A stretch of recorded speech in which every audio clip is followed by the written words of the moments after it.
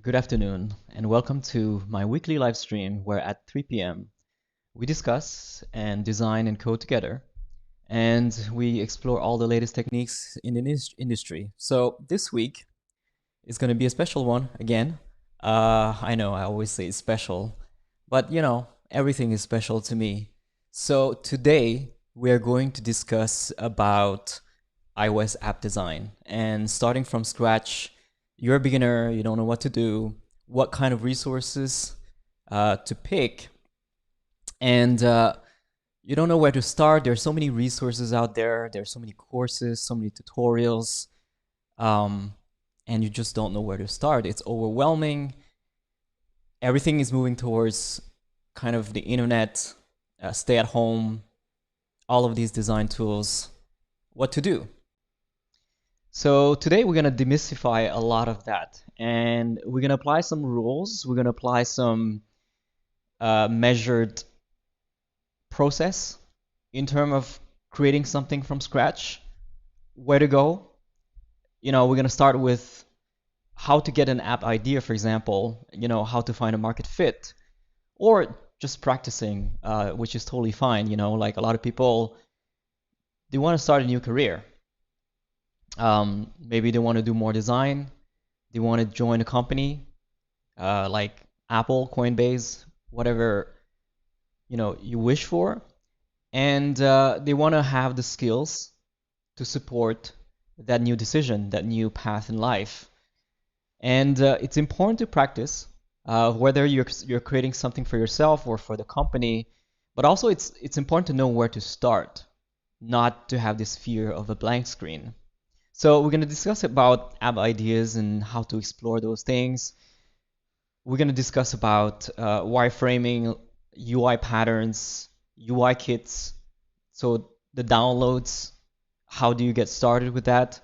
And then we're going to get into colors, gradients, illustrations, and then we're going to design something basic, not much, but what is the composition of an app? Such as the colors, the typography, the cards, the list, the details, the different kinds of layouts, and the different screens for your app. So what is the common thing to do? When you're starting out, it's important to have a standard, and it's also important to have a certain degree of moderation where you're here to learn, and you're not necessarily here to change the world yet, right? Like a lot of people, they want to start an app, they want to make $1 million, and I think that's kind of like unrealistic. What you should be focusing on is what can you learn, and what is your process, and what is, what kind of research and analytics that you can do to start from day 1 to day 100. So one thing that I like to do to start is to research. I know it sounds fancy and stuff like that, but it's not. Let me show you what I mean by that. So, one thing I like to do is I open my phone and then I check my favorite apps. It's as simple as that. Let me just make this smaller. So I take a bunch of screenshots.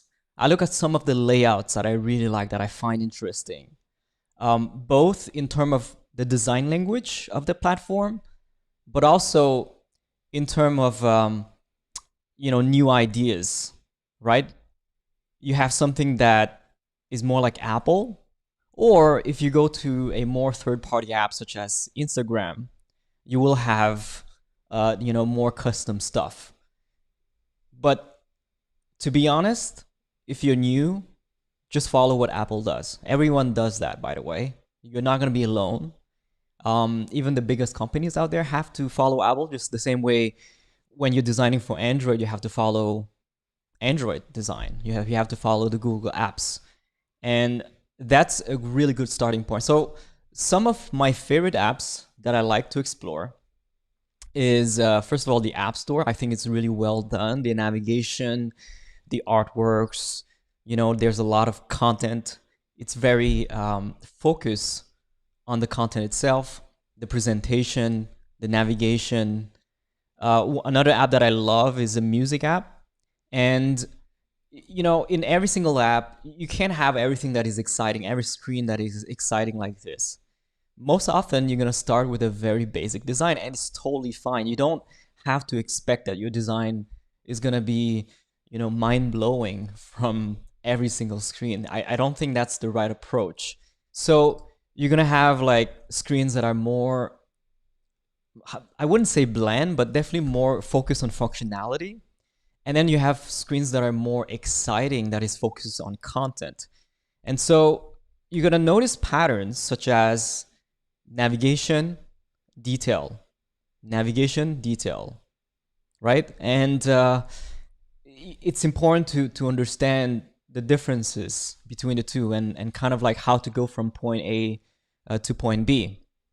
Another app that I really like that is very feature rich is the News app. And you're gonna browse. There's a lot of flavor. There's a lot of different types of layouts.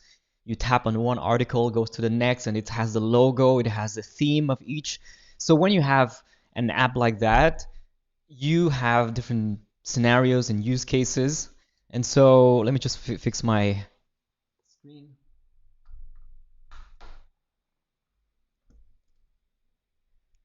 So you're gonna have like a lot of different flavors. You know, if you take a look at the News app, you have the News Plus portion, which has a very different design from the Today portion, and the Today portion has many different kinds of layout. You have the list layout, you have the grid layout, and then when you go to each article, you have the brand of the article, you have the different colors, and it has so much flavor. And I think that's really important to have a lot of flavor so that you have a lot of choices and pick what works best for you. The same with the App Store app, the music app.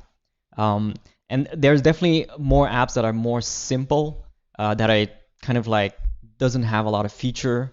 Uh, you know, if you look at a simpler app such as Coinbase, it's pretty simple. Messages is very simple. You know, uh, maybe analytics, some of the more data-driven, or even Stripe is a pretty simple UI where they didn't go super deep, super flavorful, compared to some of these more, you know, rich apps. So yeah, it's important to explore, take screenshots. You know how to take a screenshot from your phone, and then when you take a screenshot, it goes to your iTunes and to your photos, and then you can just export and then bring that to Figma, and then you have some degree of references. So you know, this is from, I think from a beginner perspective, you should definitely do this a lot. And secondly, you should go to the Apple Design resources and you should download the templates, including the main tools such as SF Symbols, which is for the icons that we use for iOS, and UI Kit for different design tools such as Sketch, XD, Photoshop.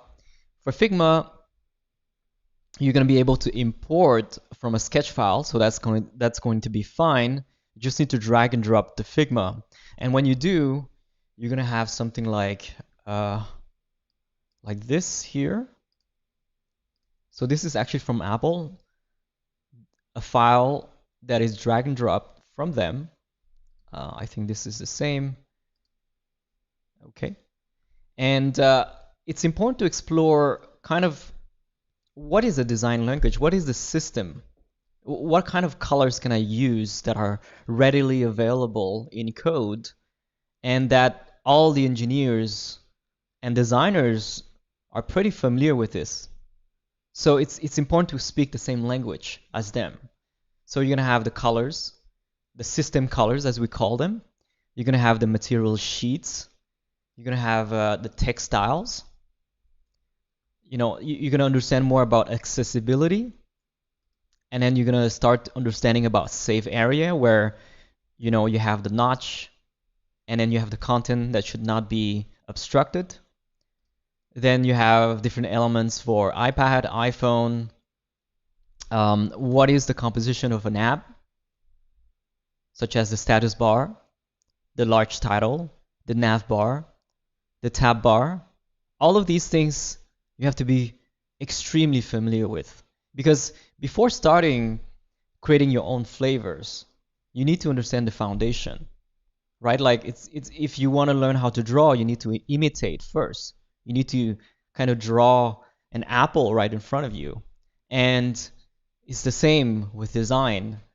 Design, before designing an app, you need to know how to imitate the main design language of iOS. And it's really important to be familiar with all of these navigation content, rows, options, buttons, especially alerts, keyboards, how much space does it need in the screen? What is the use case of one-handed usage or two-handed usage? Why do we have a navigation from the bottom rather than from the top? Because of the taller iPhone. This is not perfect, by the way, so it's not made for Figma, which means that you're going to have some issues here with the layouts, but use this more as a study, right? And in some instances you can actually use. So these are for signing with Apple or some branding templates.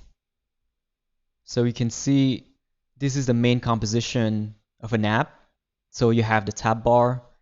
Well, this is the status bar, the nav bar with a sort of like different navigation, such as the back button, the large title, the tab bar, and then you have dark mode.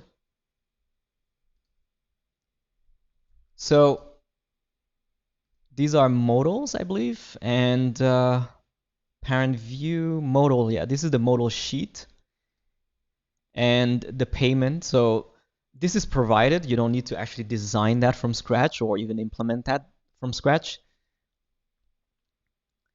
We actually just launched a course for SwiftUI Advanced, and you can actually use that to do a login experience with in-app purchase, core data, and CloudKit.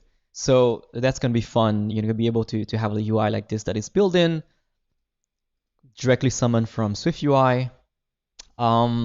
Yeah, it's important to understand the sizing, the dimensions, how to center your icons and stuff like that.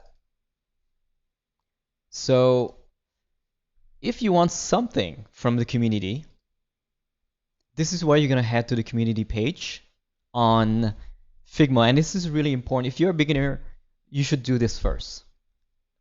As soon as you open Figma, which is at figma.com, you just download it. It's free, especially if you're starting out as an individual. So you're going to be exploring a lot of these files from different people. So a lot of resources that are being shared. I'm going to show you some of my favorite ones. So first of all, the UI kit that I presented from Apple, which is not made for Figma, has been recreated to be made for Figma using Variant. So Variant is a sort of components with options, with overrides. It makes it really easy to do that, to customize and create your layout using variants. And it has the textile set up for you. It has the colors set up for you. And you're going to be able to just drag and drop different elements to compose your layout, such as the status bar, the home indicator, the search bar, the table row, and the tab bar, alerts. And this is a really good starting point, both for designers and developers, by the way. I know a lot of developers, that's essentially their whole design, right? Like most developers, they don't want to go into anything custom because all of these things can be recreated in code with just a few lines of code. And, it's fine to go with sort of like the main elements, but the thing is, you need to have some flavor. You need to have some branding. You need to have some uniqueness attached to your app.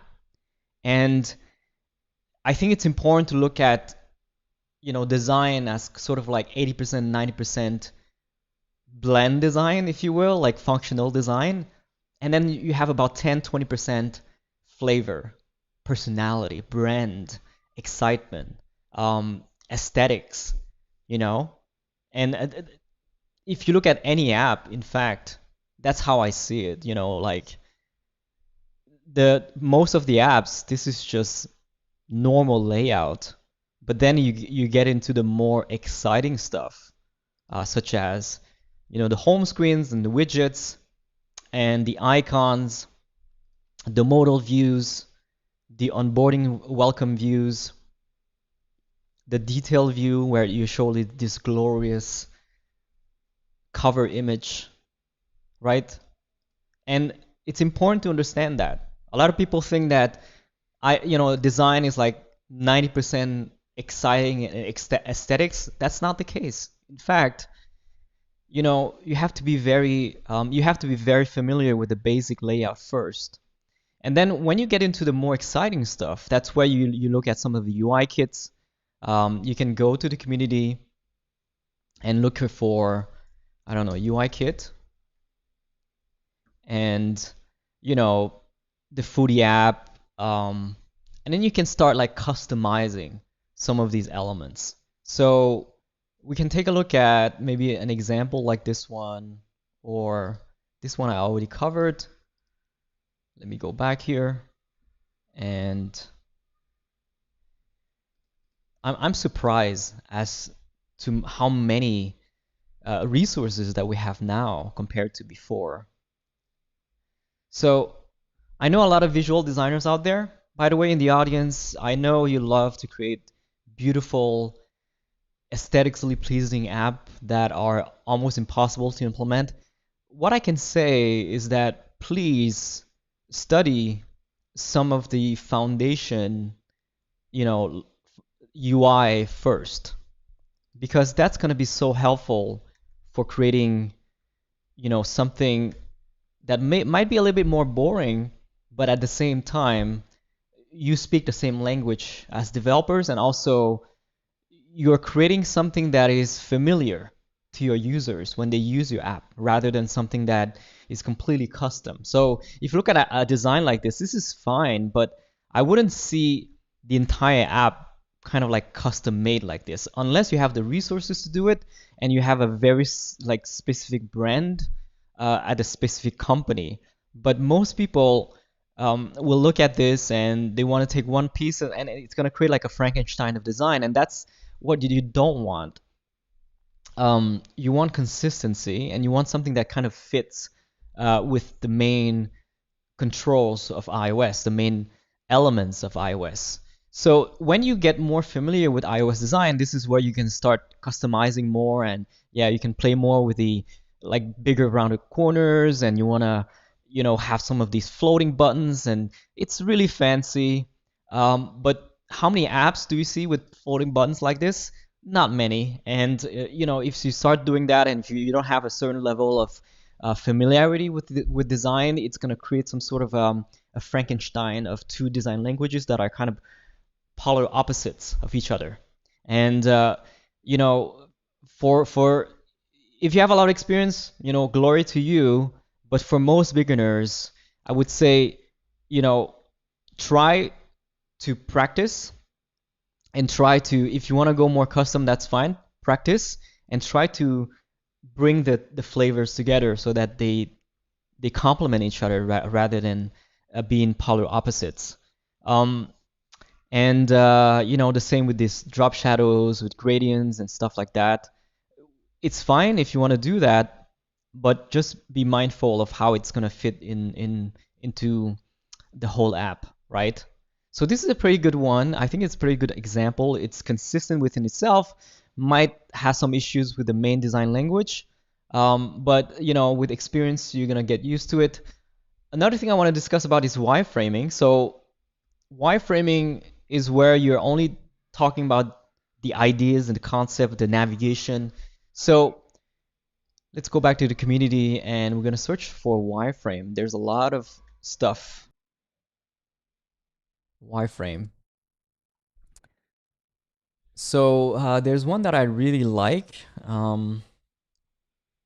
this is a new navigation, so I'm not super familiar with their new navigation, but the one that I like, I believe, is called Variants. Yeah, yeah, this one. This is a pretty good one. So what I like is when you have all of these variants created. So you go to layers and assets, and you're gonna find a lot of these, you know, systems and components already created for you, and that makes it super easy to create your own wireframe. So if I have my app right here, I press A, and I create a new screen.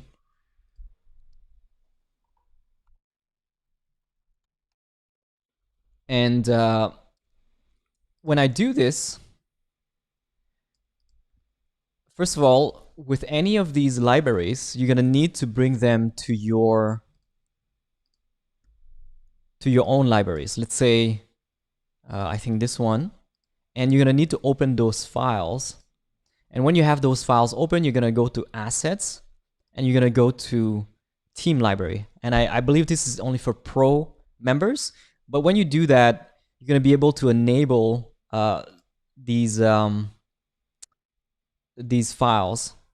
And sorry, so well, you're gonna want to publish this first. So you're gonna need to publish this. I noticed that I haven't published yet, but you're gonna publish it. It's gonna take a little bit of time. And once you're done, then any new file that you create, you're gonna go to Assets, and you're gonna be able to enable that published design system. So from here, if you have it enabled, you're gonna see you can navigate it from here. So you can also search. And for example, if I need a status bar, I just drag and drop like this. And because it's created for Figma, it has all the auto layout customized for you.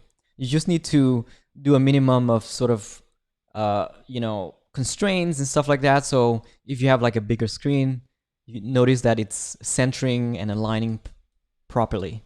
So it was created already by someone who thought about these things. So yeah, that's a good start. Now let's see if this one has finished publishing. It seems that this is taking a little bit more time, so I'm gonna have to wait for this. But once you're done, you're gonna be able to kind of the same thing. You're gonna be able to search and just drag and drop the elements that you need. So let's talk a little bit about ideation, so the market and stuff like that. For me, like I said, when you start designing your app, you need to figure out, first of all, if you're a beginner, don't think too hard about changing the world and creating like the next best app. I think try to practice first. And there are basically three main category of apps that I see that fits really well for any new app designer. The first one is content base. So content base is something like any of these apps here, right? Let's say you have a recipe book for your mom, like she wants to make a recipe, or you have a blog, or you have a bunch of like a hiking guide, whatever it is that you fancy in terms of content. You have a coffee guide, you want to put that in form of an app. And sure, it's not going to change the world. You don't need to change the world, right? Like you don't need to create the new billion-dollar app. I think it's important to just have something in the App Store. If you have something in the App Store that you design yourself, that you have coded yourself, it's going to really show your potential employers that you're serious about this, that you have gone through the details, you have designed something from scratch, you have put your work out there, you understand the whole process of creating something from the ground up. And like I said, the main category that I see a lot of people would start with is content based. So you have your browsing of content, and then you go into the detail of the content. So browse, detail, and I would definitely start with that. The second type is the tool base. Tool base is definitely a lot harder to do. So for example, you want to create a camera app. Again, where so many camera apps out there, you want to create a to-do app, you want to create I don't know, like there's a lot of tools, or drawing app. Those are really difficult to create, by the way, you know. And I would keep that for a little bit later when you're a little bit more experienced, when you have like you're joining a startup, and you know it's a bigger challenge for sure. But if you're starting out, go with content base. Go with that small recipe app or hiking guide, whatever it is. You know, just do it for fun. Sure, if you're a designer, you can create your portfolio, but I think it's a bit pointless to have like a portfolio app. But you know, it could be a good content kind of approach. But the app itself is your portfolio, to be honest. So you don't need to think too hard about creating a portfolio app. I think it's a bit useless. But if you're creating like a recipe app, it's useful for a lot of people. And maybe you want to sell it for 99 cents because the content is so amazing. You have some of the best recipes, right? And you don't want to give that for free. And people who want to join, they're gonna pay $1, right? And you know, it's good for practice. You have good content. Most people are going to be willing to do that if you have a certain reputation around that content.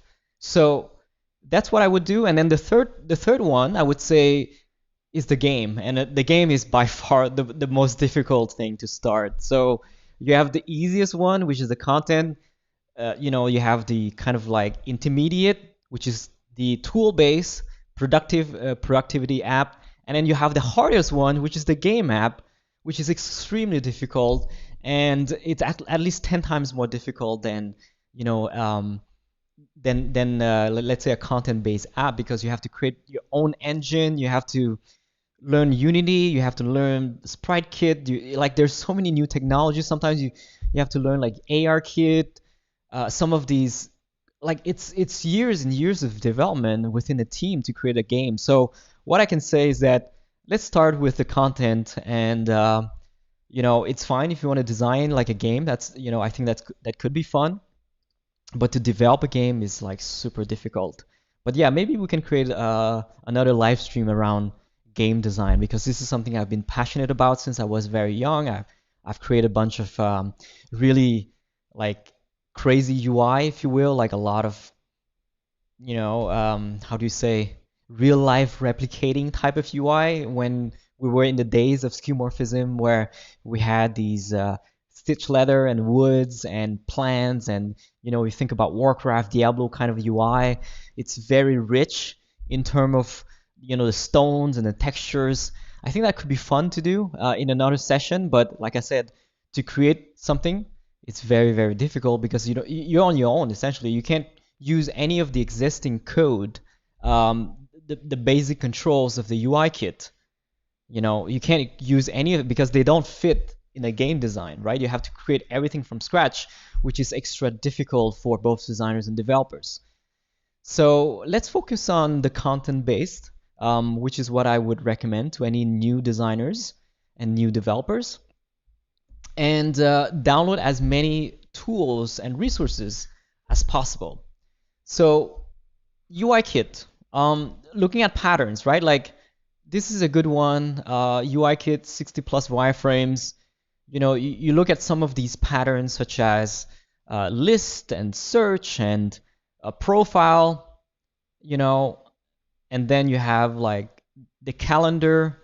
I wouldn't do a calendar from scratch because Apple provides that for free. You know, different types of browsing experience. And, you know, the fun thing about this is a good study because you have fairly good spacing and font sizes and element sizes. Okay. And that's a really good study to have. So this is pretty good. In terms of resources, you want to have some illustrations. You want to have, you don't need icons because Apple does provide that, but illustrations like this one, and you know, SVG patterns that is provided for free. You can search all of these resources on Figma community, and you know, you can use any of these shapes to create your design. Now this is going to require more visual design skills, and that's totally fine. This is another practice that you might have to get better at, but otherwise you can always use whatever resources that you have or images that you can use, such as Unsplash is a very good one. So let's say you're creating a recipe app. You want to take pictures of your recipe, and then you want to, make your photos to be beautiful. But you can also use a free resources such as Unsplash, and you can use that to wireframe your app, and it's very nice rather than have nothing, right? So think about an app like Uber Eats, which is incredibly popular, or DoorDash, I believe, or like any of these Postmates, right? A lot of apps that are kind of based on delivery and food and transportation, such as Uber. In terms of illustrations, you can also find Shapes, which is our own product. So we have an editor here, which you can search for like people. And this is actually the illustration that we use on DesignCode.io, by the way, and our iOS app, which we have a beta for in test flight, so you can download the app. It's publicly available to everyone, and it's in this description. So all of these illustrations, and then you can change the colors yourself like this, and then you can export that to SVG, and from SVG you're going to be able to use that inside your design. So another one that I like is called Andra. This is completely free, and they have a lot of illustrations. A lot of people use that. Another one is called Blush, and this one is also customizable. So it depends on what style you want, and they have like several different styles. And yeah, this is really good. You can customize the illustrations, change, I believe, the background, and export everything in. You can randomize, which is really interesting as well. So the characters are kind of randomized, the hair, the clothing, the colors, the positioning. So that's really cool. And you can even change some of these like pants and face features and stuff like that. So really, really cool tool that you can use. And they have also a Figma plugin. So as I mentioned before, the reason why you need this is because this is your content. Either it's a photo or an illustration. You need something that spice up a little bit your content rather than creating something bare, because that's kind of like the life of your app, right? The life is the content.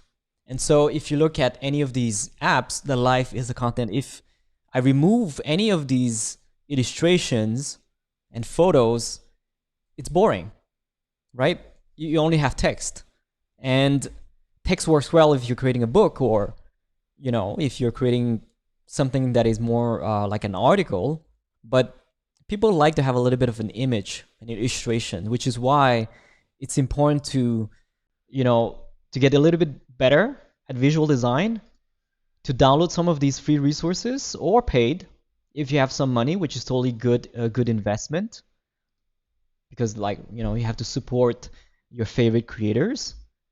And you might also want to download something like a collection of gradients, such as this. So a lot of great gradients that you can use, that you can place your illustration on top of those gradient backgrounds, and they could contrast well with whatever text that you have. And the gradient itself is kind of also some sort of a content and a branding. It sets the personality, the aesthetics, that 10% or that 20% that you need to make it look like yours, right? And yeah, the wireframing, I think this is, publishing fail. I don't know if it worked. I'm gonna try again.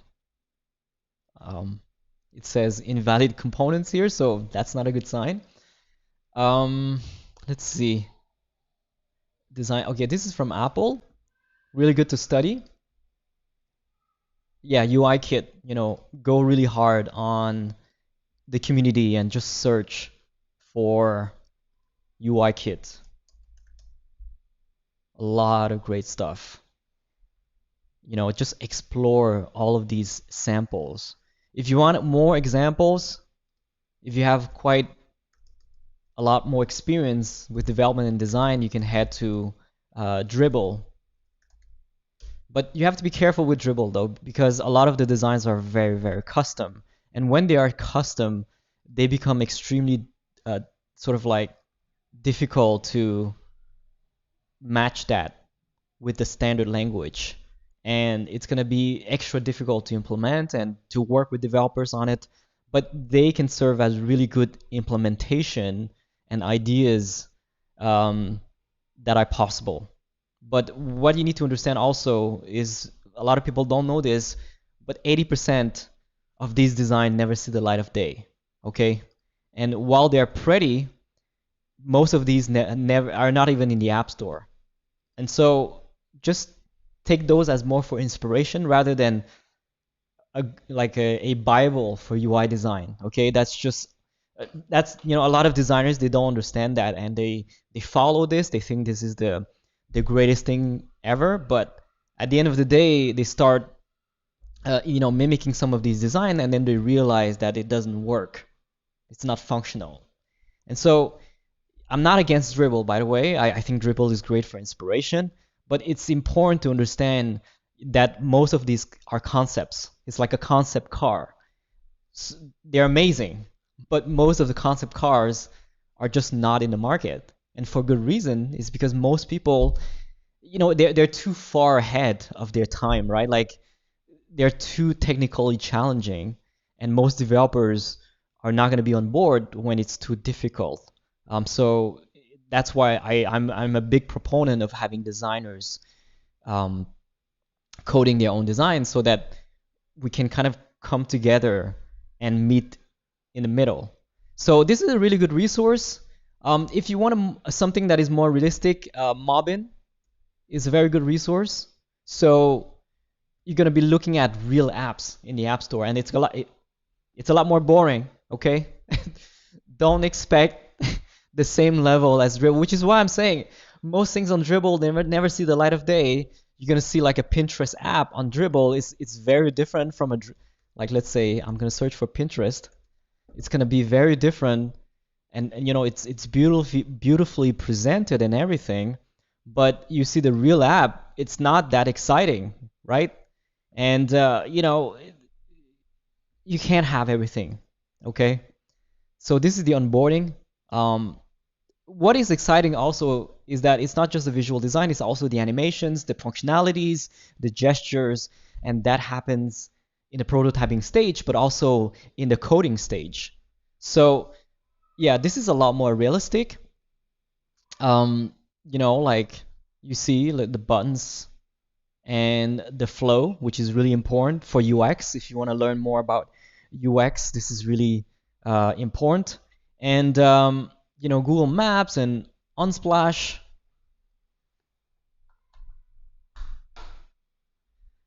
So as you can see, there are some screens that are boring, and there are some screens that are just you have more creativity over. So for example, the intro screen, you can definitely be more creative, and you can have some animations, right? So here, and then you have the more like boring kind of designs. So most of these designs are pretty normal, and but they're functional and they work, and that's really important to understand. And they have branding, so they have their own colors, they have sort of like their own design language, is consistent, and that is far more important than getting your app to be 100% aesthetics, right? I think it's important to understand that the 10%, 20% aesthetics is enough, and the rest, it's okay to be bland and boring. So a lot of great patterns. So we're gonna filter by category. For example, we can have illustrate like education, entertainment. I'm not signed in, so but when you're signed in, you're gonna be able to also browse by patterns, and this is a really good thing to do. For example, you can search based on, is it a sign up that you want to create, a walkthrough, onboarding, a browse page, a calendar page. So you're going to see a lot of these real apps and different kinds of layouts, how it's done, how it's designed, and how it's functional, because they're all in the App Store. So that's how I would start, okay? Start simple, to reiterate, with whatever you have in the basic UI kit from Apple. Get really familiar with that. And then as you get more familiar, then you can customize more and you can go more into the custom designs, such as these. All right. So with that said, we have the wireframes, the UI patterns, the UI kit. We have downloaded the San Francisco fonts. Here, so SF symbols for the icons, and SF symbols look like this, and you have access to all of these icons for free. But most importantly, in the code, you don't need to import anything in Xcode, and so this is super inexpensive to do. So you have the UI kit, which we covered, and then you have the fonts. Let me see if they have here. Yeah, the fonts. This is necessary if you want to develop and design for iOS and the Apple platform. So you're going to download the SF Pro, SF Compact for Apple Watch. SF Mono is more for coding. You don't really need this, but if you want to have like, monospace variant of San Francisco, then this is good. And New York is more like a serif font, so for kind of like old school newspaper-ish type of fonts. And the most important one is definitely SF Pro.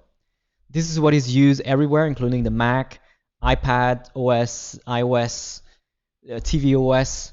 The only exception is Apple Watch, and that is SF Compact, so that it has better readability when it's small. So those are the things that you need to download first. And once you're done, then you're going to start your layout. And so as I mentioned before, you're going to create a frame based on the screen. And then you're going to bring the elements after you publish your UI kit and components and variants from your theme library. And here, this is not working, so I won't do this. But the other one I definitely have. And so it's right here. And let's say we're going to start. So we're going to go to assets and start with status bar. Okay, so it looks like this. And we're going to need maybe the home indicator, which is for the bottom. And you're going to bring that here. You might also need the tab bar. Okay. So this includes the home indicator as well. And you have your menu. Now, the problem that I have with this tab bar specifically is that it's not using SF symbol, which makes it really hard to customize except for the text. But if you want to customize the symbol itself, it's not that easy. And by the way, if you don't want this red stuff, it's called the layout grid. So you can just select it and just disable the layout grid because it's not part of the design. It's just for references. The same for some of these UI kits and wireframe kits. You want to select the screen itself and you want to disable the layout grid. I know it's confusing. I don't know why they enable the layout grid by default, because it's confusing for a lot of new designers.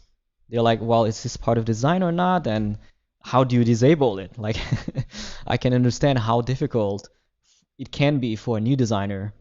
And so, yeah. Now, I prefer to use the one from Apple because they actually use SF symbol.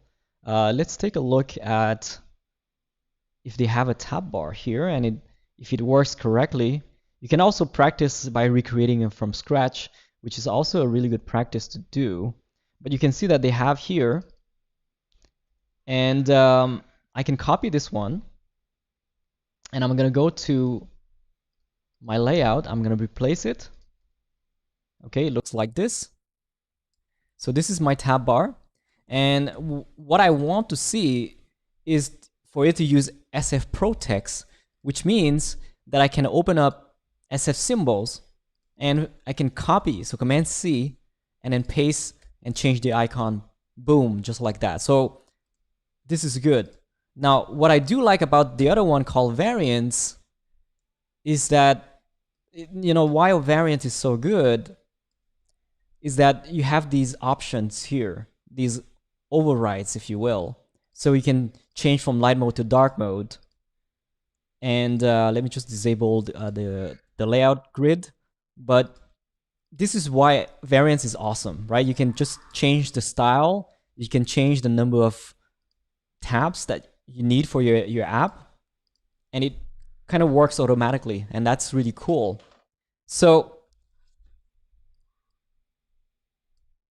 this is cool, but at the same time, I want to use SF symbol, which is why I want to use this one instead. But you might want to customize a little bit the spacing to follow the same as here. Now, of course, you can create your own tab bar, but at the same time, understand that Apple provides these for free. And personally, if you look at any of these apps, they're all using the default tab bar. And there's a reason for that. You're essentially saving so much time by not creating and reinventing the navigation. You want to focus on content, and it looks great on any kind of design anyways. So why not use the ones that are provided, right? Now, if you have really good developers and they're on board for creating custom tab bar and custom nav bar, that's fine. But yeah, for most people who want to kind of like get your app out there in a matter of a week or 2 weeks, this is the way I would go about it. And we just need to customize, because it's not using variants. We just need to customize, the spacing and stuff like that. And like that, you can customize also the SF symbols. So if you have more than one menu item, so the way I would go about the navigation for your app is that the tab bar is for the section content, the content section, sorry. And, it's for explore, it's for browse, it's for, let's take a look at some of these examples, which is why I like to reference the real app, home, browse, favorites or library, and then search, right? And this is UX, right? Like this is just fundamentals about iOS design. A lot of people, they don't understand where to put their menu items. Like a lot of new designers, I see like settings here, or I see, sign in here, but it's not common, if you will, because sign in is more like something that, let's say, you summon, because these are for these sections that you're going to reach frequently in the span of using the app. And so you want to make sure that this is about content rather than about things that you would use once in a blue moon. So, sign in or sign up should not be in a tab bar. And settings should not be in a tab bar, because settings, you only going to use it maybe once. You're not going to put, I don't know, like share, because share is more like an action. So it's important to differentiate these actions versus navigation versus, like account stuff like settings. And so these are actions. Well, actually, this is a bit more of a navigation, but this is a bit of an action, such as putting it on the Apple TV, or the triple dot here is for like more. This is an action. get is an action. And so these are action that you would not put in a tab bar, okay? And navigation is what you would put in the tab bar or the sidebar, which is for the iPad. And some people put it in the hamburger menu. Now, this is another thing that I have a bit of an issue with, because it's not a good idea to use hamburger menu anymore, because the phones are so tall that it's really in the way of navigation. And so when you want to navigate with your thumb, you want to be able to easily reach these menu items. The hamburger menu is only great if you have a lot of items. So for example, if you cannot fit the navigation of your app on more than on less than 5 or 6. So we have a limit of 5 items in the tab bar, which means that if you have like a mail app where you have many inboxes, and that makes sense, or on Facebook, like a social network app maybe, where you have like so many categories, then it makes sense to have a hamburger menu. But for the rest of the apps, especially for simple apps, you should definitely use this. This is a much better use of navigation. And so it's really important to understand this. All right. So typically, like I said, we're gonna have home, and then maybe we're gonna have one that is for browse, and then we're gonna have one for search. Or if you cannot fit within 5 items, you can also have more. And Apple does that as well. If I remember correctly, on one of their app, they had this. And so for browse, I'm gonna search for maybe a list, and boom, voila, that's it. So I'm also gonna bring the home indicator, and I'm gonna bring it right here on top. And so this is my app. Now for, let's say, the large title, I don't know if they have that here, or title. I'm not sure if they have it here, or table row. Let's take a look at here, right? So you have the large title. This is the template by Apple. And it's important to understand the sizing, to be very familiar with all of these text, to differentiate between large title and then a subtitle and then body title, body simply, which is the main text.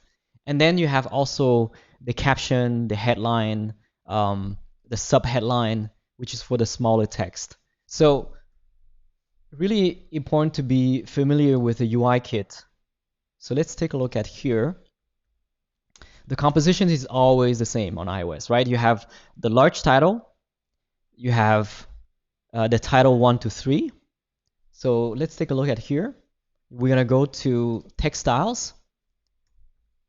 And for those who don't understand, this is the dynamic type. Everyone should be familiar with this, including developers. And the reason why we're using that dynamic type is to make sure that users can customize the font sizes of your app. And in SwiftUI, it's much easier to use one of these preset values for the title. It's like a design system in iOS, which means that you should use these, and you don't need to customize your own dynamic type that is going to be changing in terms of size depending on the user options. Because if you think about it, let's say your mom and my mom, she's using, extra large, which means that when I use dynamic type, my large title is gonna be 40 in font size, rather than for most people like myself who use the default value, the large title is set to 34. And because I'm using dynamic type, I don't need to do anything from a technical perspective. And so important to understand these, important to get familiar with the size. So 34, title 1 to 3, I would use 3, because you don't want to compete too much between large title and title 1. So title 1, 2, and 3 are pretty good as a subtitle. And this one is 20, this one is 22, this one is 28. The body text, really important, is 17. And then you move into the subhead. So 16, 15, 13, and 12. So caption is for like really, really small text. And let's take a look at the designs that we have here, right? So large title, I think this is title 2. And then you have body title, body text, and then you have the small text, which is caption, I believe, if I remember correctly. So not this one, this one. So caption 1 and 2. So caption 1 is a little bit bigger than caption 2. And then you also have footnote. So if it's something that is not read a lot, that is more like a very tiny title. Let me give you an example of the design that I did. So large title, title 2, I believe, or title 1. And these don't need to be body text because it's more like a caption. Okay? Because it needs to fit into a small card. But the body text is where I'm going to put for the main content, such as here, where I expect people to read this and to not be frustrated with how legible it is.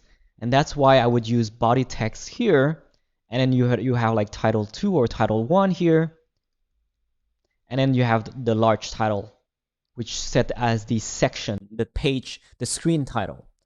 And then you have, again, the caption or the footnote, depending on how small you want it to be. It's not a big difference.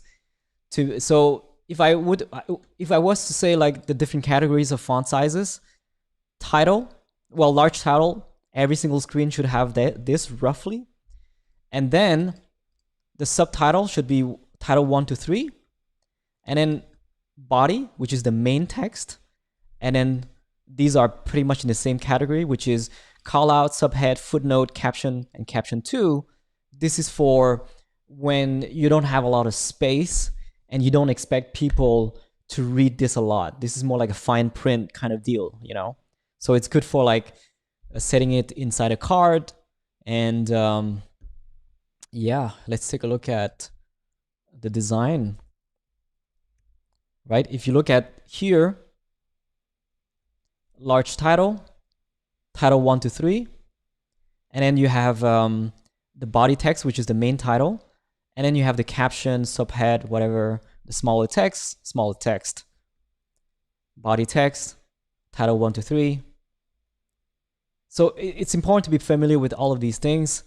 When you don't have a lot of text and you can fit that within the screen, that it makes sense to use something like a bigger fonts than this. At the end of the day, you want to have a good balance between, you know, having a compact design enough, but also something that is legible for most users, including people who have trouble, you know, with eyesight and whatnot. So for accessibility purposes, it's important to have big enough text, especially for the main body, so 17 and plus. And when you can fit the text, such as for title, you can, you know, you can have bigger text because, you know, this is more important than this. So again, smaller text, body text. So yeah, you know, let's practice that. Press T, and then I'm gonna set my large title. Let's say explore. And here, I can, of course, remember by heart that it's 34 and set it to bold, and align it to the left. Or what I can do, if I have my theme library, I'm going to search for a large title, and I'm going to use the default one, which is a large, and I'm going to use large title bold. And boom, that's it. Now, let's take a look at the spacing that I would recommend as a beginner. So for most iOS apps, And yes, I spend a lot of time measuring everything on these apps to make sure that I respect the design language. A lot of designers, by the way, make this mistake, including the more experienced designers, especially from Dribble. They tend, I know it looks better. Okay, I understand that. It looks better to have more spacing. But in terms of, information density, it doesn't make much sense. And it's important to understand. So if you look at a design like this, they have so much spacing to the left and the right. But the thing is, you're wasting a lot of space here. And there's not a lot of information density. And sometimes it's not super realistic. Because if you look at an Apple design or a real design in the App Store, and I'm not trying to say this is a bad design, okay? I'm just giving you an example of why a lot of these designs are just using too much space that are kind of too controlled, right? Because when you use too much space, you have to think, well, let's say a modal like this one, what happens if you have so much more text? What happens if you have a different language and your one word is taking the full width of this modal? Like, you have to think about these issues in the real world. So that's why a modal, if you look at the app, how Apple does it, they try to maximize the modal size as much as possible, and they try to minimize the space that you have in the corners, because this is a bit of wasted space, especially in the smaller screen. You want to make sure that all your content, no matter what the content is going to fit. So, some of these buttons are too big, right? Like this, to me, is kind of like too big for a button. And a lot of designers, they're kind of designing for a very specific control scenario versus, what might actually happen in a real app, where you might have 3 lines of text of a title or 2 lines of text as a title, and it would not fit here. Or you have different date formats, and it's not going to fit here. You're going to have different languages, it's not going to fit here. And so, of course, I understand this is still in the concept stage, but when it comes down to the sort of implementation stage, you're going to have to design for maximum usability. And which is why when I study these apps that are in the App Store, this is the most common spacing between the left and right is 20 and not 40 in some of these designs that I see on Dribble. So 20 or 16. What is common is 16, because it aligns with their list view. But if you're not using a list view, 20 is fine. So the most common that I see is 20 from the left. And let's see. So 20 from the left, right? And yeah. And you're like, why are you copying this design? Well, the reason why I'm copying it is because I want to use the default control provided by Apple, which transitions from the large title to the navbar. And as a result, I have to use their standard, large title. And that's important. Speaking about boring design, it's totally fine to have boring design. You don't have to set your, I see a lot of designers, they make a mistake to have a very custom font size, like 50 here, and they put it, I don't know, in the middle. It's too big. Most large title doesn't go over 34. And yeah, it's really important to understand these things, to have some convention, so that it doesn't feel like you're kind of inside a new OS, a new platform. You're inside iOS, and it has to be kind of, fit. Because at the end of the day, if you are going to use some of the controls, you're not creating a game, right? If you're creating a game, go for it. Create everything custom, that's fine. But if you're going to use the tab bar, you're going to use the nav bar, you're going to use the sidebar, it has to fit with those navigation patterns. and it has to fit with the status bar. It has to fit with the home indicator. You have to study like the safe area layout guides, um, all of these things, and so you have to make sure that your design fits with these elements. So yeah, that's why I'm kind of like trying to follow this as much as I can. Now, the part where I can be more creative is the content, right? And now is the question is, what content that I want? Do I want a recipe app? Do I want a hiking guide app? And what is how much content do I have? If I have a lot of content, maybe it makes sense to have a list view. So when you have like maybe 500 recipe, you want to use something like list view. When you have maybe 10 recipe, maybe you want to use something bigger, like a big card like this and a beautiful photo of that recipe. And when you have something in between, you want to use some sort of like a grid view. So this is cool, such as the App Store. And you can swipe left and right. And so, and also it makes the content look good, right? So there are also many variations to each of these layouts. So a list view can have the photo to the right. You can also have the photo to the left, and you can variate these different layouts. So the same with the card. You can have the information to the top or to the bottom. The background can use a background blur, or it can use a full color, or it can use a specific color which is taken from the image itself, or you don't have any background and you're going to use a gradient with a white text. So that's where you as a designer, you can get more creative in terms of presenting your content. But for the navigation, you don't need to be too creative.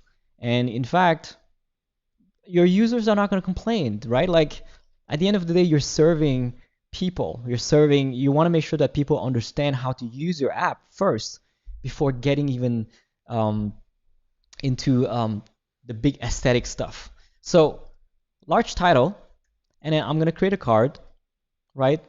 And you have to understand sort of like what is the size, how many cards do you want to fit? Do you want to fit 2 cards? So we're going to respect some rules, right? So if it's 20 from the left, it also have to be 20 from the right. And in between, it should be about 20. Now, you look at the 2, it gives you 158 on the 2 screens.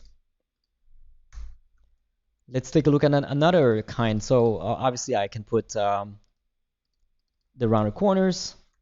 So let's say 20.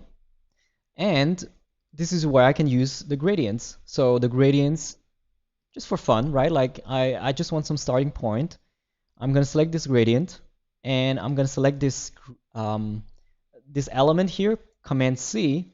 I'm going to go to my design and put paste, right? Command C, paste. There you go. It's starting to look like something. And I didn't apply much here.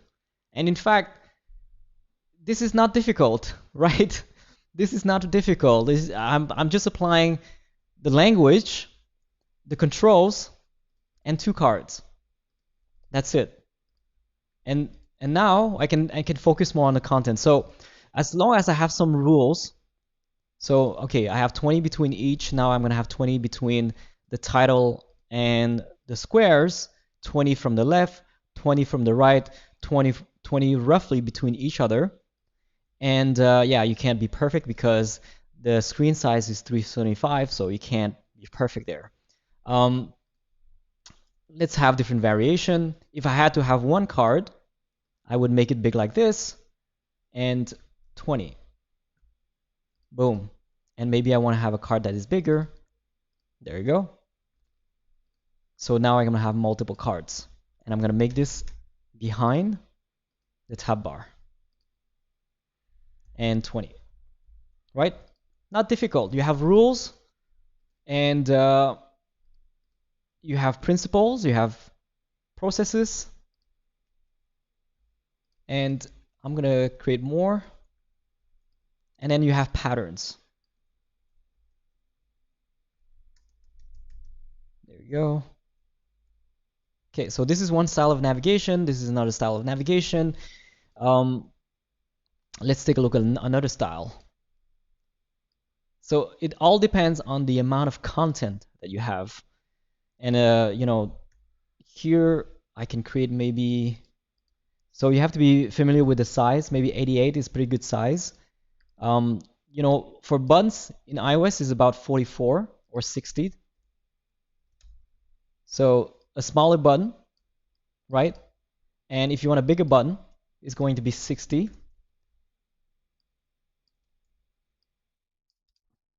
So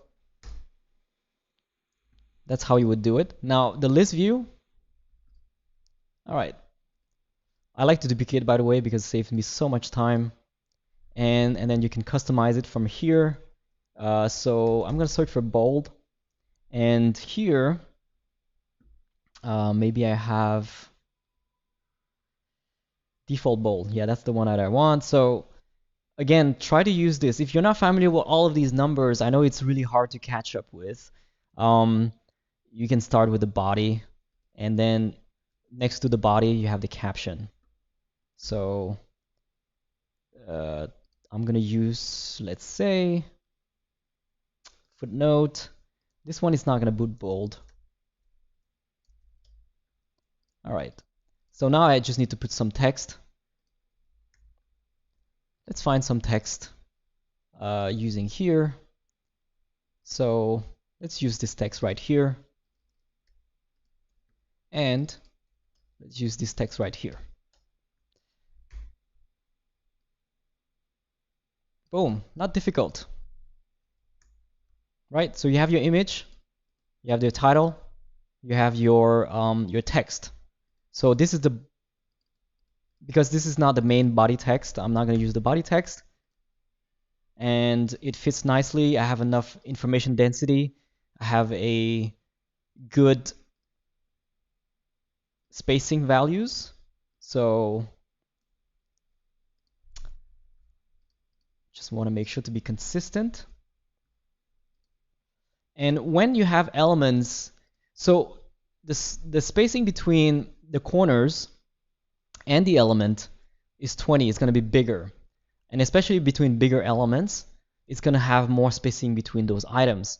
But when you have smaller items, such as the body text, which is smaller, and the footnote, which is smaller, then you can afford having like 4 between the two.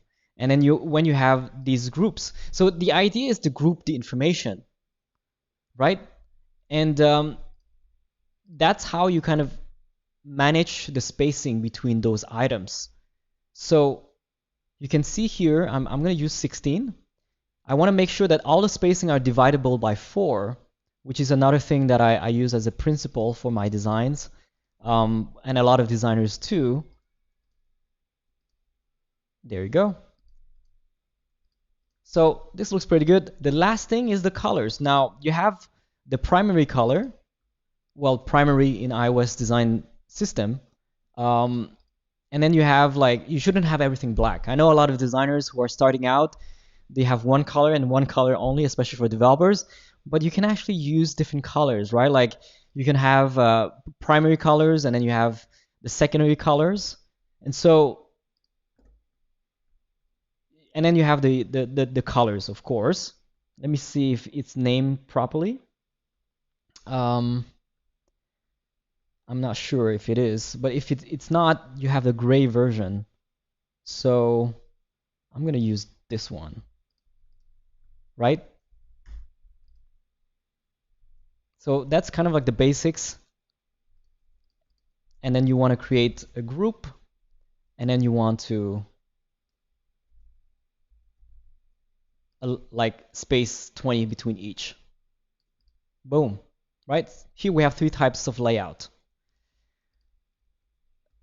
If you want to get more creative, of course, you can go, I don't know, like a Pinterest style. So I can do like this. Again, respecting the spacing.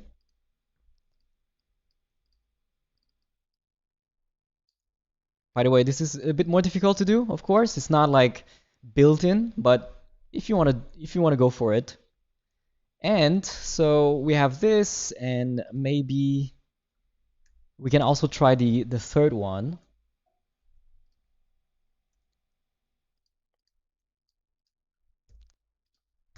All right. Okay, so we have a card here, and that card is going to be swipeable, left and right. So this is layout. And layout is all about patterns.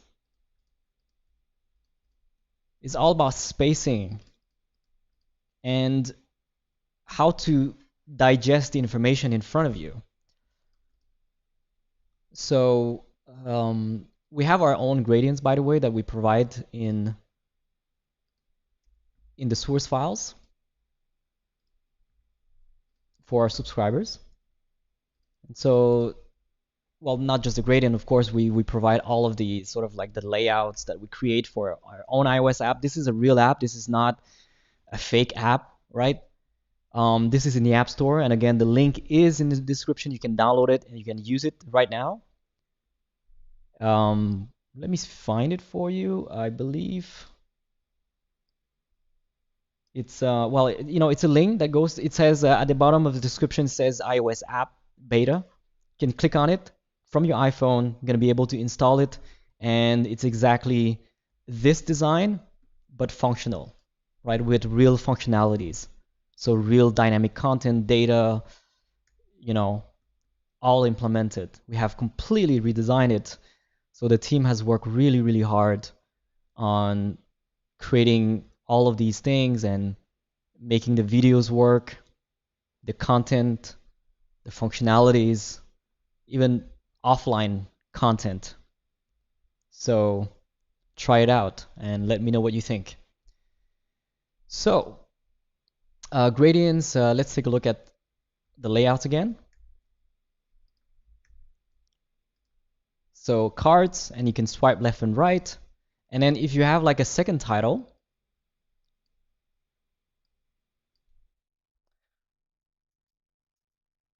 so again, not super exciting, but good enough for me. All right, so this is going to be maybe title 1 or even title 2.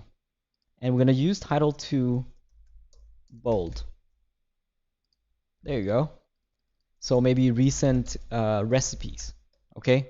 And then you're going to have your recipe this, because you want people to be able to scroll and find more content, more recipes.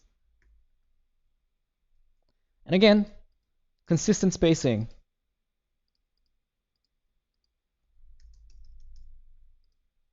Boom, that's it.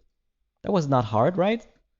And now it comes down to the content. Okay, so you have this layout here, and we can also create like a detail view. All right, so the detail view is gonna look like this. This is where you can get more exciting. Okay, let's get more exciting. I'm gonna create my cover. My recipe is gonna have this beautiful cover here, right? And all right, and I'm gonna change this one to light to dark, and I'm gonna change the corner radius to 0, 0, and there you go. So I have my recipe, and maybe I'm gonna put my large title here, my beautiful recipe, and I can put this into 2 lines maybe, make this white, boom, right? And this is my my browsing, and yeah, not difficult. So we are going to do this, and yeah, these are the main kind of screens, navigation, and then you have obviously the modal. So before we get into the modals, let's customize the content a little bit, okay? And of course, I can use gradients, and let's have the content. So as I mentioned before, you want to make sure that you fit the content, which is why this has to be much smaller. Okay, so let's say this is my title of my recipe and I want to fit some text. You don't have to have all the text. Here you can fit 3 lines of text, but here you can actually fit less. And then you do an ellipsis. And by the way, SwiftUI does that for you, so you don't have to worry about it. Even 2 lines of text if you want. And boom. Instead of using gray, what I like to use is white with transparency, about 70%. And just like that, I have a beautiful... So let's talk about spacing now. So when we have this, you have the spacing. So this, because it's around the borders, then you should have more spacing. But when we have, let's say, this small card here, you want to make sure that I can fit the content as much as possible. So maybe 12 makes sense, maybe 16 makes sense. So I'm going to do exactly that. Maybe 16. The key is to have enough space for your content. That's the whole reason of why we have these sizes. Okay, so 16 from the bottom, 16 from the right. And if you feel this is too big, then you can always, like, if you feel like your title doesn't fit within this square, then you might go with a smaller one, such as, I don't know, call out or subheadline, as long as it's readable. Okay, so between the text, we mentioned about 4, but the borders 16 and the borders of the app 20, right? Notice that bigger, smaller, even smaller. And that has to do with the size of the elements. So that's how I would do it. And from here, I will create a component, for example. And the reason why I create a component is to make it reusable. So I'm going to group this and create a component. And now I duplicate this. And now I can customize the colors. So let me use another color from here. Select this and paste it. And then you can change the text. So, okay.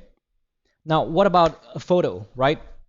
Let's take a look. We're going to go to, yes, Unsplash. So there's a really cool plugin called Unsplash. I'm going to go to Plugins and Unsplash. You're going to want to install that. I thought I installed it. Yeah, connected workspace. Interesting. Let me go back. And so you select here, and then you will search for Unsplash. And then enter. Now, we're going to select any of these photos. Look at that. I can just bring any image by clicking. Isn't that beautiful? Like how lucky we are as designers nowadays, that a lot of the work that used to be so time consuming is barely a click away nowadays. And yeah, you learned it today if you haven't. There you go. Yeah. I'm just difficult. I try to find something that I kind of like. I know it's not perfect. Okay, so now we have a problem, and this is the next problem as a designer. Is like, yeah, I put so much effort into making sure that my text is readable on the gradient, but now I have a photo, it doesn't work anymore. And so, right? That's the difference between concept design and real design. Now you have a real photo. Now you have a real content. Does it fit?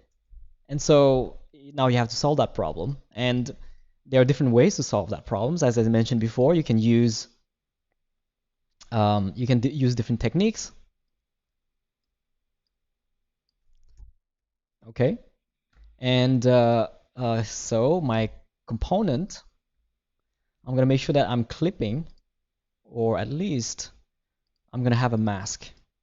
Yeah, how do you say? Um, how do you say? Figma is a little bit weird in the way that they mask thing. You have to create a new layer, and then you have to use this as a mask, right? You can also clip, but you have to turn this into, yeah, it's a little bit weird. Anyways, so I'm using a mask which masks the content, and then I have the background, which is the photo. So I can, of course, make this black, which is the simplest way, always respecting the spacing, which is 16. All right, 16. So notice that when I change here, it changed here as well, which is why we're using components. At this point, you are kind of happy with the main card design, and it's time to like create instances of them. So now I'm going to either use a color, right? Maybe the computer is going to detect the median color of the background, but I need to make sure that that has enough contrast. Okay. Now, one way is to use black with opacity. So maybe 70%, right? Even 80%, I would suggest. Otherwise, some people will complain about this text not being readable. The other thing that you can do is using gradients. So I can use a linear gradient, and I'm going to switch like this. Look, it's much prettier, right? Than having like a full, and then you can change the size of your gradient. And so it's a little bit more readable. You can of course add, maybe if you feel like this is not readable enough, you can make it bolder, or you can add maybe a little bit of shadow if you want. So let's see, 10 and 10 and maybe 50%. Okay. The other thing that you can do is using background blur, which is a common practice in iOS. So I'm going to add effect and add background blur. So background blur, I'm going to set it to 40. And look at that. We're getting the colors of the background, and we also have the text super readable. And you can see that it looks pretty good, right? So this is a really good solution for dealing with that readability issue of your text on top of the background. So, another thing that you can do, sometimes you're gonna have an avatar of the person. So maybe if it's not clickable, then we can all definitely make it smaller, such as 24 by 24. And there's also another one plugin that is really cool. It's called avatars. So you're gonna install this one as well, and we're gonna select this and avatars. Boom, it creates a randomized avatar for me, and this is overwritable. Boom, right? So we're starting to see a real layout coming into life, not just a gradient. And of course, you can have a gradient, you can have an illustration if you want. So for example, if I don't want to have a photo, I can keep my gradient here, this one, okay? And I can use an illustration instead. Isn't that fun? Are you having fun with me today? All right, so I'm gonna bring that, I have to bring this here first because this is the main component. And the main component, whoops, I'm having an issue here. Oh, it's a component, okay. This is a component. I don't know why they made this anyways. So let me copy the image and not the component, and I'm gonna go to my main component and I'm gonna paste it here. So I have the image is kind of big, as you can see from the bounding box. And there you go. There you go. Looks pretty good, right? Right? Pretty good. So obviously I can make this disable by default, and this one as an instant I can enable it. And now, of course, if you're lucky to have an awesome illustrator or a 3D designer, you can use this route and it makes it really cool. So there you go. And we can definitely apply the same thing on each of these bigger cards, this type of card, and this type of card, and of course, the full glorious cover, right? So I'm gonna copy the style, or maybe just the gradient. Yeah, this is another thing that drives me nuts about the masking is I'm trying to select the element underneath, but I always select the mask layer instead, which is really frustrating. I guess Figma is not perfect, right? So sometimes what I need to do is like lock the layer, and now when I select, command select, and I have selected what I actually want to select. I don't know why Figma did this way. It's weird. So I'm gonna do it like this, and I'm gonna bring my dog here. I hope we have dog people in the audience. All right. Boom. So pretty cool. Now this is a fast interface, you know. I should definitely spend a lot more time, but just to give you an example of how not scary design is when you have basic techniques and processes. So, like I said, we're going to use 70%, and maybe I can put the description underneath, just applying the spacing. And if my text is not readable, again, boom, I have my technique, right? There's a solution to every problem. And if you're a UI designer, you're here to solve problems. A graphic designer is different, but a UI designer and a coder is here to solve problems. If you think of UI design as solving problems, then every step is fairly natural. Okay, we're not trying to create a painting or something. And also you have like a process in place. So there you go. And maybe you want to put the avatar. Okay. And maybe this avatar is clickable, therefore you want to make sure that the avatar is bigger. So the magic number is 44. There you go. And maybe you want to have some stroke that is white and slightly transparent. Boom. All right. Looks pretty good, right? This is all improvised, by the way. I'm not as most of the live streams, I don't like prepare in advance. So use as mask, and now, yeah, I have a content problem. I'm gonna group these, make sure that the masking is not gonna affect the rest of the content. So that's what grouping does.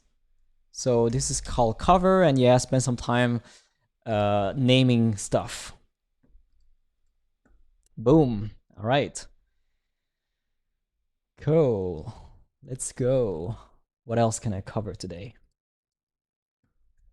Detail view account modal. Yes. All right. Let's say I have this beautiful screen, and I have this beautiful content. I have respected some of the convention, the navigation, and now I want to create maybe a sign up flow or signing flow. So what is common about the navigation on top of the large title is typically you're going to have the avatar. Well, maybe I can just create a circle, which is next to the title. Again, we're going to respect the spacing, and set this to white. I'm going to set a stroke. maybe set it to 2, and I'm going to use SF symbol for account, or like this. So maybe copy this one and set my account. Or maybe I don't need that circle at all, so I can just use this one and set this maybe to 17. I just need to make sure that this is, since this is tappable, it needs to be big enough, which means maybe 24 or even 28. The goal is you want to make sure that the circle itself is at least 32 by 32. That's kind of like the minimum size for something that is tappable. If you test it yourself on your phone, which Figma has an iOS app that allows you to simply mirror your layout that you have here, and you're going to be able to see that on your phone and then just look at how usable it is if this icon here is tappable enough. It's big enough for you to tap on it. And yeah, you can do so. So 32 by 32 is kind of like a minimum that I would use for anything that is tappable. And yeah, so you tap on this one, and by the way, you can customize because it's a font icon. SF symbol is a font icon, so this is customizable in terms of the weight. So you have regular and semi-bold and bold and so on. So when you tap on this, you're gonna have your modal. So that's the last thing we're gonna do. Now, what we can do is, for fun, most often, so 375 and 812. So set the spacing. So oftentimes it's on top of the main layout. It's a modal, and we're gonna set this to black. Sorry, not this is the opacity, to about 50% opacity black, and then you're gonna have your modal.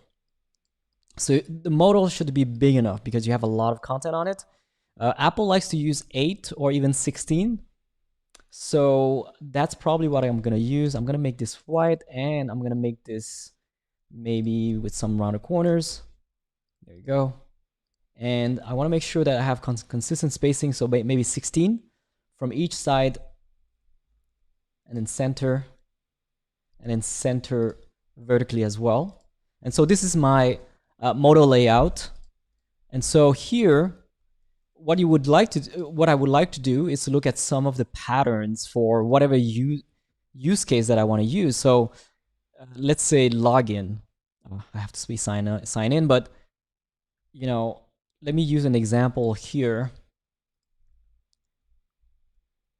Right? So normally you have the title, description, the fields, and then maybe some text. So let me do that exactly. The title, large title, boom, sign in, okay. Spacing, 20. Description. Maybe I can use something a little bit bigger, such as, sorry, body, no. Let's see, body. And we're gonna use the default size. So maybe something like this. Okay. And then we're gonna use the form.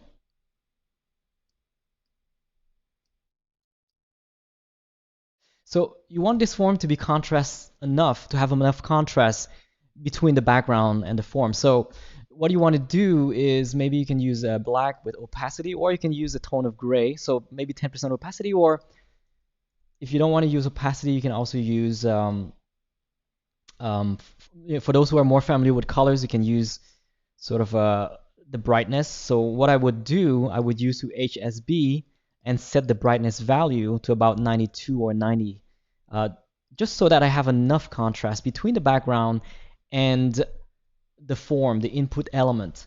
Okay, if you make it too light or too dark it doesn't look good, and too light, there's no difference. There's not enough contrast. So let's set this to about 12. And there you go. And I'm gonna put so username or email.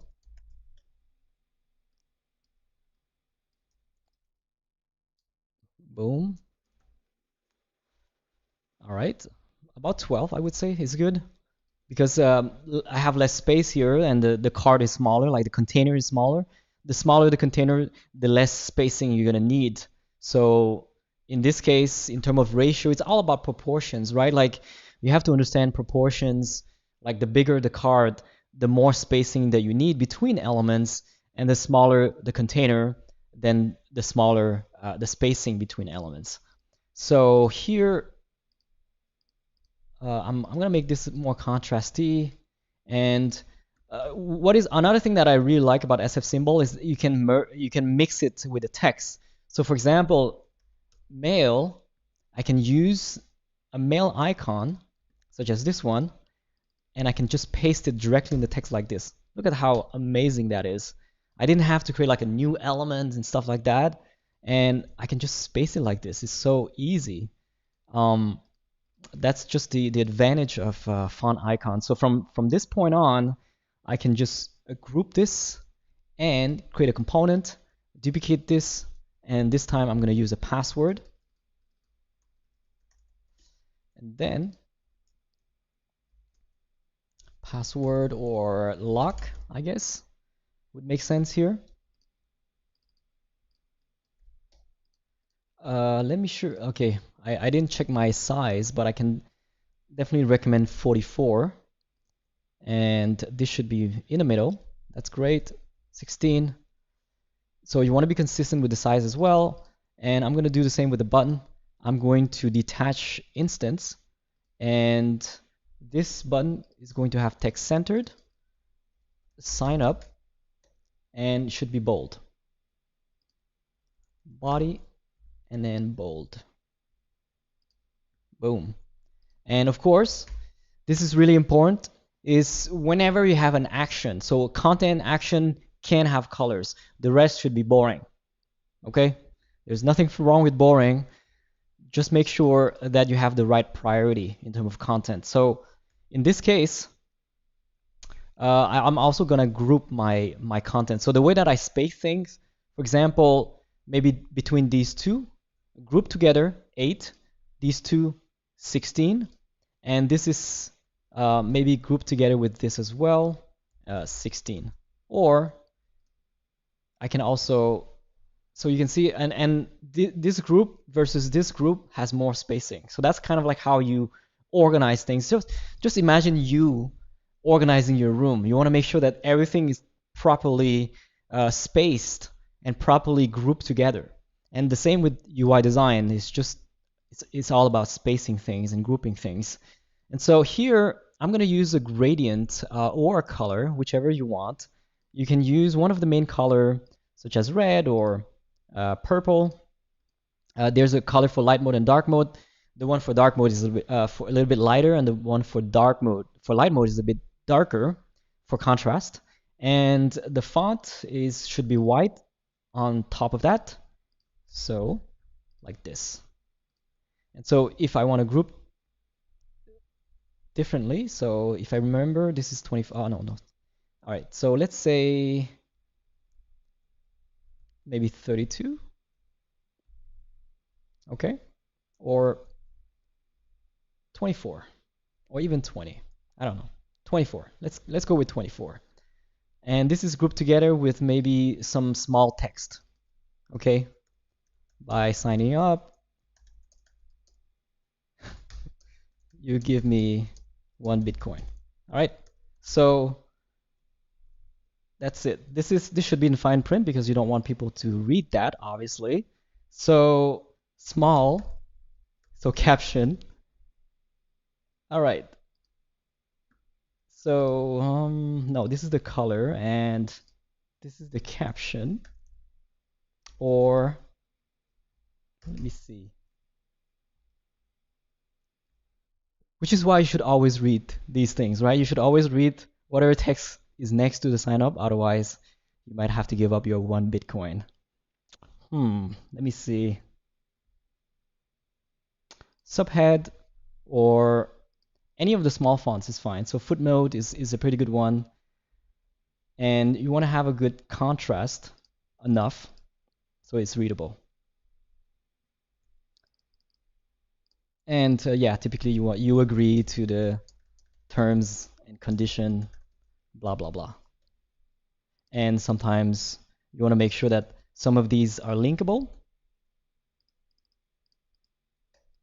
Boom. All right. Now let's fix the spacing. So these are grouped together. This is grouped together. And this is grouped together.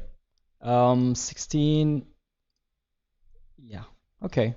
And 24. And so here I have 20. So I'm going to remove 10. And so everything is pretty good now. All right. So now center. This is where you can spice things up. Okay. This is the basic skeleton of your app. But now, what you want to do, maybe you want to add more personality. So this is where you can sort of like maybe go dark mode, or you can use background blur. For example, here you can use background blur, for example. Background, I'm going to set it to 40, right? So it makes it more fun.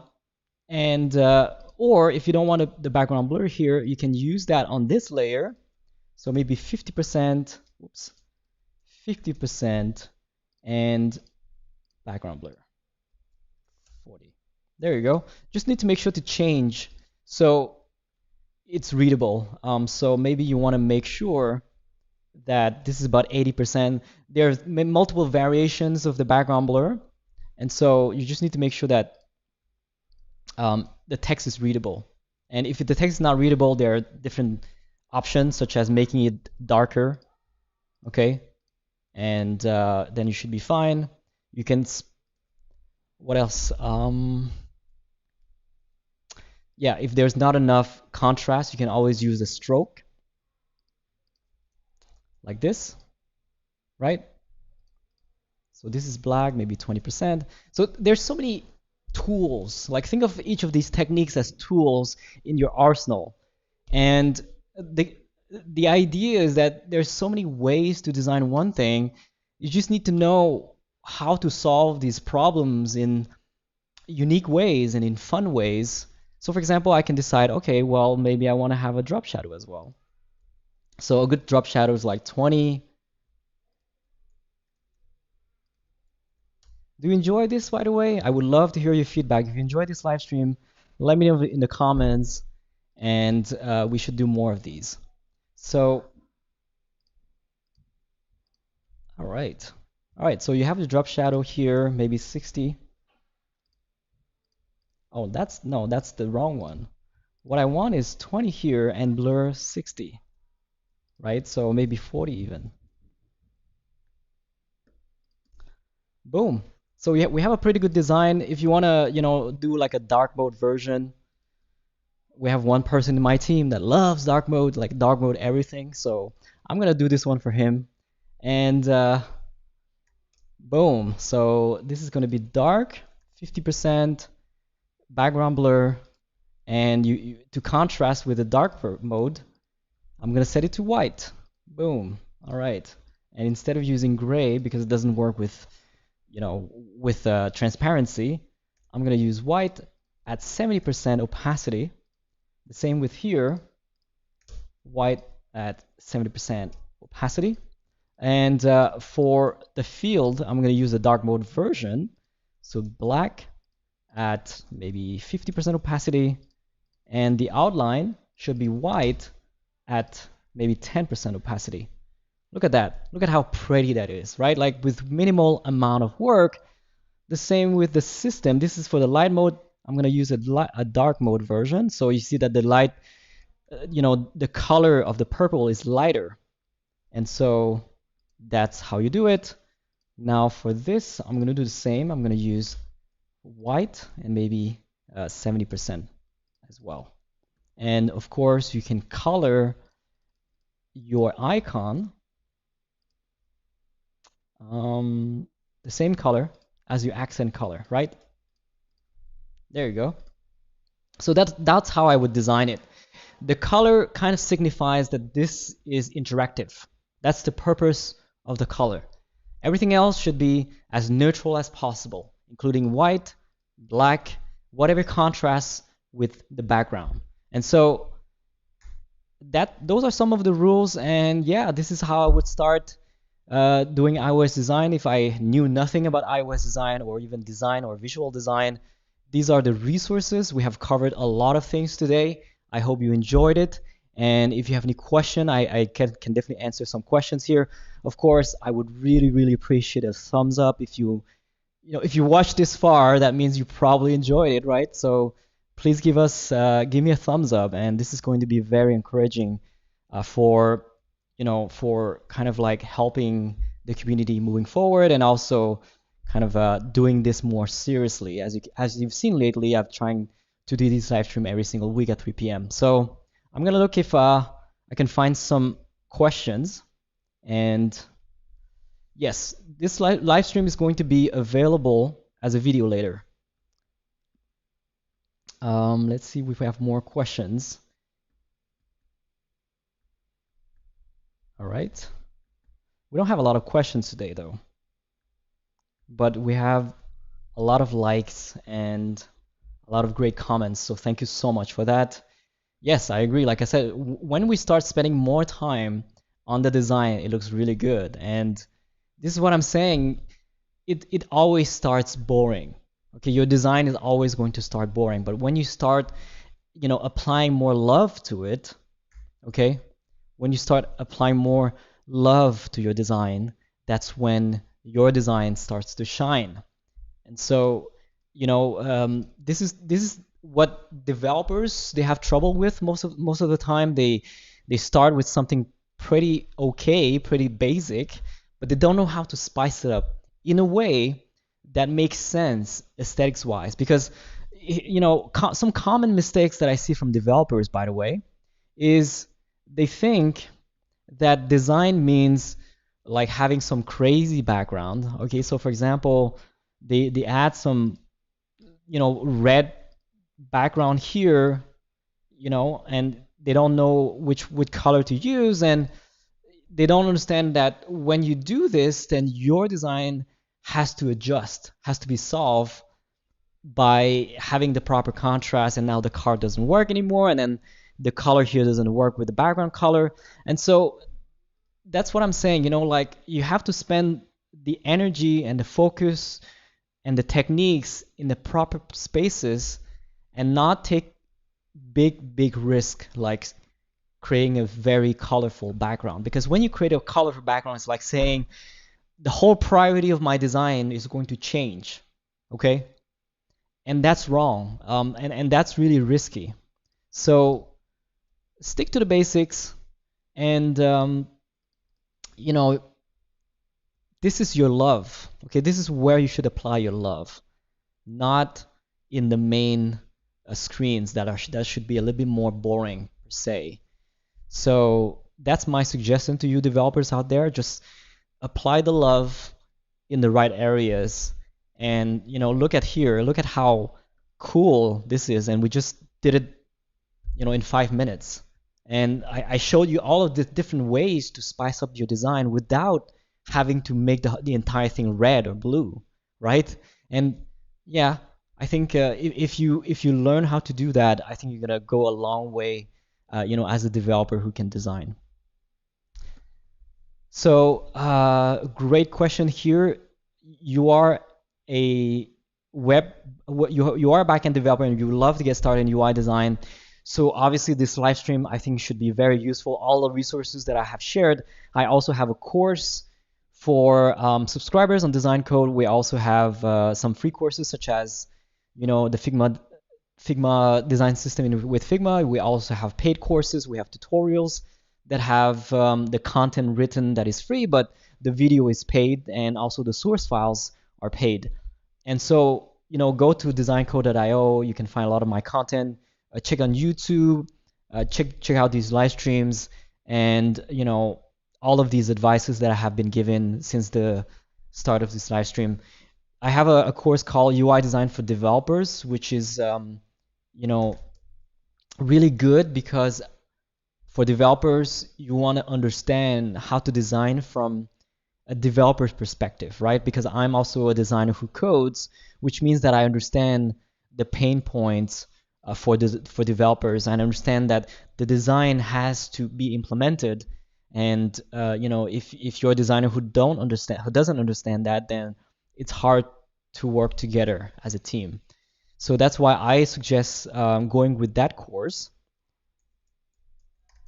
So UI design for developers, and we have a lot of stuff. We cover a lot of things.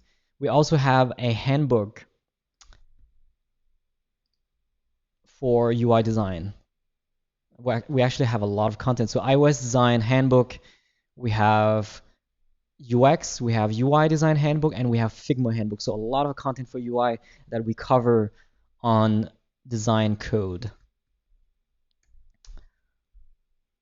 Yeah, so same question again. How to start as beginner? Watch this live stream.